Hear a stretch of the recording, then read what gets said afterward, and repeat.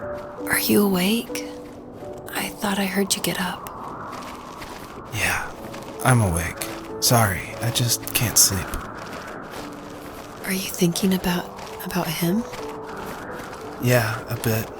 Usually get back to sleep, my love. I'm fine. No, it's okay. What else is on your mind? I don't know, it seems weird, but I had one of the most vivid dreams of my life. I saw a fox on a snowy mountain, just looking confused and worried. Those eyes, I can't get those eyes out of my head. She was running in the windy snow, looking for something.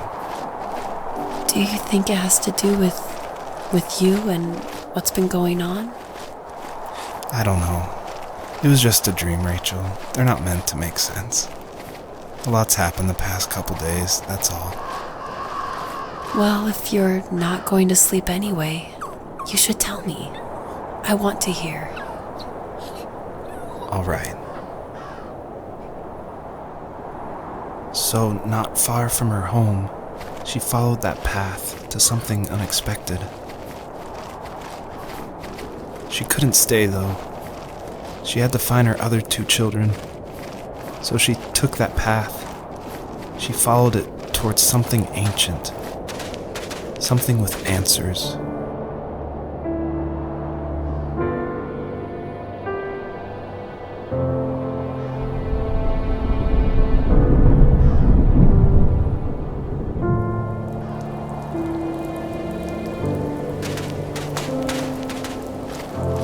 The fox looked high and low, searching for any sign of her cubs. Points of light showed the way to this ancient tree. It was as if each one had a story to tell, all their own. The land was trying to tell my story, too. I felt like I was right behind her the whole time.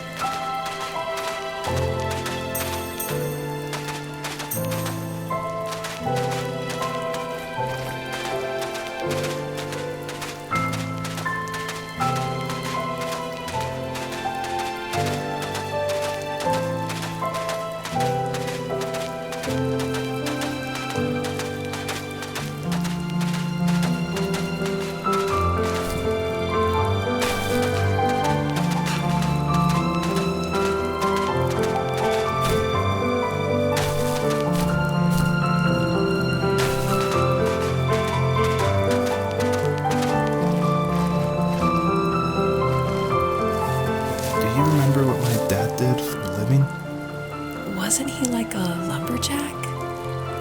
That's one way of putting it. If wood was a canvas, then a carving knife was his paintbrush.